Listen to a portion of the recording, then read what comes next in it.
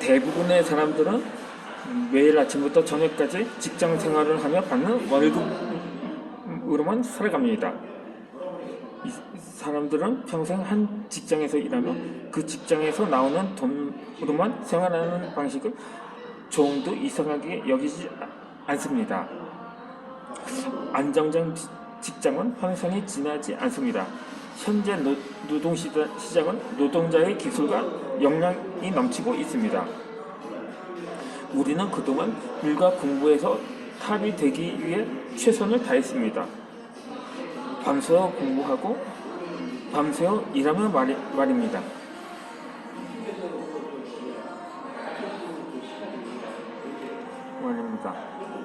하지만 앞으로는 사람들의 수명이 늘고 실업률이 높아진다는 것은 누구나 다 아는 일입니다. 알면서도 무엇을 해야 할지 몰라 하던 대로 삽니다. 제가 이전에 올렸던 영상에서 제가 아직 보충 설명을 해드리고자 하는데, 항상 사람들은 그러한 부정적인 언어 가운데 말끝마다 죽인다는 표현을 자주 사용을 하는데, 그러니까 꼭 부정적인 표현이 아니라 긍정적인 표현에도 들어가기 때문에, 그래서 그런지 무언가 참신한 것을 발견을 하거나 환상적인 외모의 상대 사람들을 보았을 때 인상은 팍 들어서 쭉 깎이는구만, 이런 식으로 사실 감탄사라고 하기에도 좀 그러한 표현으로 일관을 하곤 하죠. 박현빈이라는 가수가 부른 노래 중에 샤방샤방이라는 노래를 많이 알 것입니다. 그 노래 가사 중에는 아주 그냥 죽여줘요라는 가사가 있는데, 언제부터는가 그 가사가 문제가 되었는지 끝내줘요라고 개사가 되었더라고요. 그런데 이 끝내줘요라는 표현이 어떻게 보면 그게 긍정적인 이미지로 적용이 될 때가 있습니다. 이를테면 이제는 아주 연문이 되었죠. 코로나가 끝났다라든가 전쟁이 끝났다는 등의 표현은 나름대로 긍정적인 가치로 접근할 수가 있겠죠. 하지만 그것을 역으로 표현을 한다면 세상이 끝났다, 인생 끝났다, 그러니까 요즘 흔히 대두되는 이번 생은 망했다와 같은 비슷한 말인 거죠. 그렇기 때문에 되도록이면 이 끝내준다는 말을 죽여준다라든가 이 말을 살려준다라든가 살려주는구만으로 바꿔서 표현하면 어떨까 하는 생각입니다. 이렇게 어찌되었던 간에 이렇게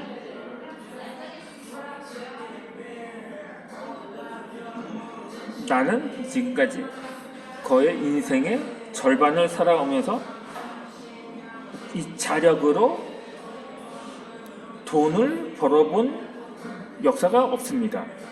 물론 제가 인터넷 신문 시민 기자를 하고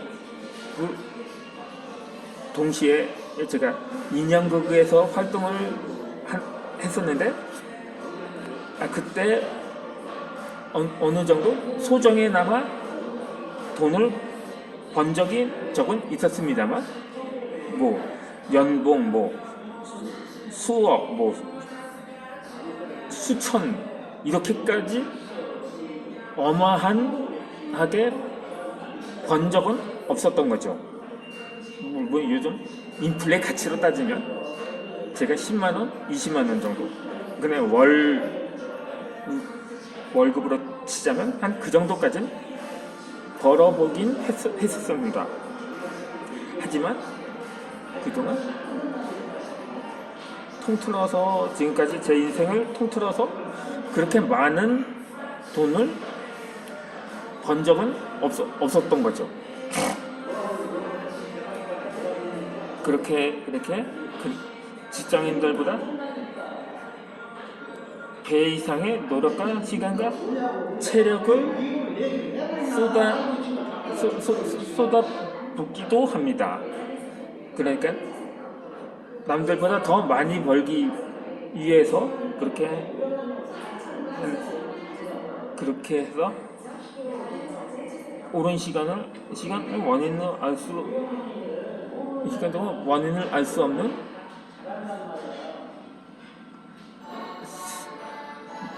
일종의 스트레스라고도 할 수도 있는데, 제가 오늘 조간신문을 보니까 사실 스트레스도 건강에 안 좋다고 하더라고요. 그건 뭐 세상이 다 아는 말이니까. 그럼에도 불구하고 제 마음을 조절하려고 하지만 그게 엿장수 마음대로 다 되지 않더라고요. 그러다 보니까 사는 것이 힘들고 우울해지는 날이 많아지면서 돈이 인생의 전부가 아니라는 생각이 드는 사람도 많습니다. 그런데 한편으로는 이렇게 표현이 되죠. 아무리 수중에 아니면 자신에게 예금이라든가 통장에 1,000만 원이 있다면 그걸로 만족하진 않을 것입니다. 만약에 1,000만 원이 있다면 자신이 이게 1억이 있었으면 좋겠고, 1억이 있으면 10억이 있었으면 좋겠고, 10억이 있으면 100억이 있으면 좋겠고, 100억이 있으면 1,000억이 있으면 좋겠고, 1,000억이 있으면 10,000억이 있었으면 좋겠고, 10,000억이 있으면 1조 원이 있으면 좋겠다고 생각하는 사람도 있기 때문인 거죠. 이 세스 고딘의 이카루스 이야기라는 책에서는 안전지대는 이동했다. 하지만 당신의 안전지대는 이전 그대로다. 중역 사무실, 유명 대학, 안전한 직장 등 기존에 안전하다고 확신했던 것들이 더는 그렇지 않다. 당신은 머뭇거리면서 여전히 그것들을 붙들고자 하지만 새로운 변화의 흐름에 저행해봤다.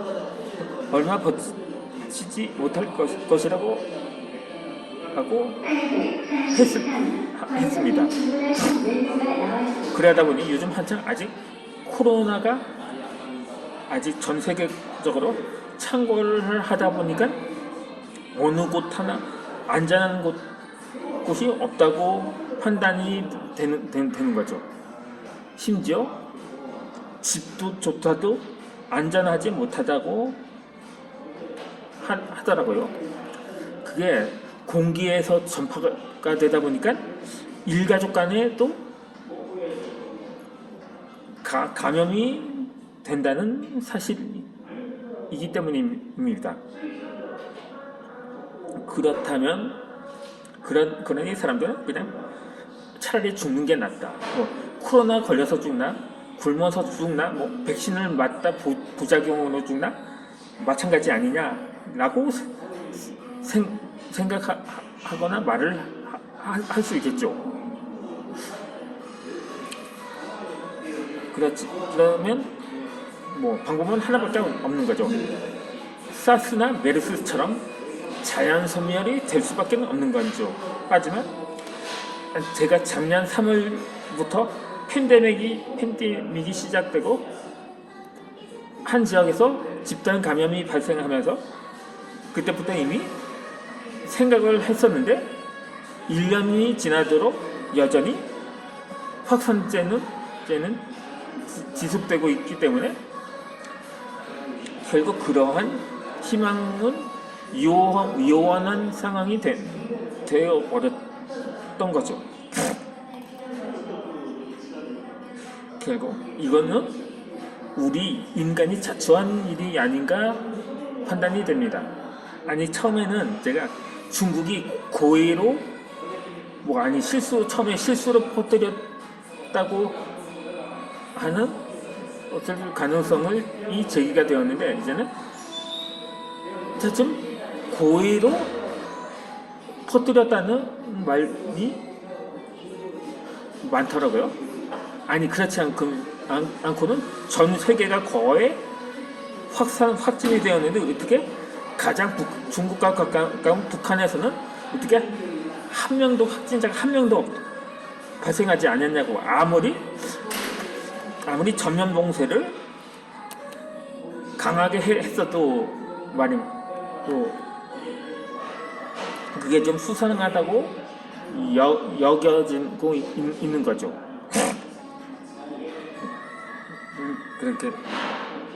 그렇다면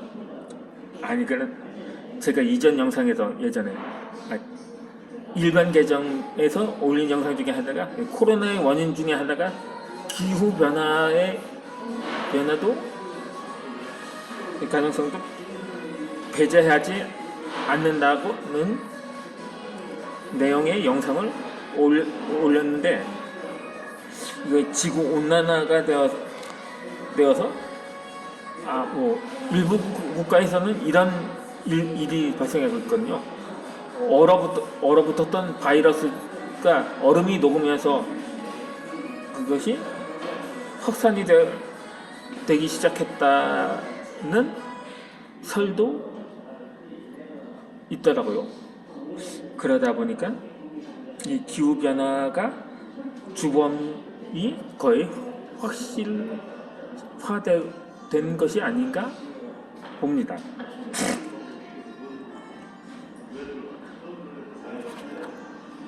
어쨌든 간에 지금까지 우리는 울타리 안에 가만히 있어야 한다고 배웠습니다. 마찬가지로 코로나가 확산되자 그냥 집에만 있어야 한다는 그러한 고정관념이 있었던 거죠. 하지만 시대가 바뀌면서 안전지대도 그에 맞게 옮겨갔습니다. 하지만 오랫동안 그 시스템에 길들여진 우리는 바뀐 세상을 제대로 보지 못하고 있습니다. 지금 우리에게 필요한 것은 안전지대가 이동했다는 깨달음입니다. 그것이 자신의 안락지대를 재점검하도록 자극제가 되어줄 것입니다. 나는 지금 소중한 사람들과 행복한 시간을 보내고 있는 것일까? 그럼 소중한 사람들과 행복한 시간을 보내기 위해 무엇을 해야 할까? 새로운 것에 도전하지 않을 때 마음이 불안해지고 상황이 바뀌지 않을 때 마음이 불편해집니다.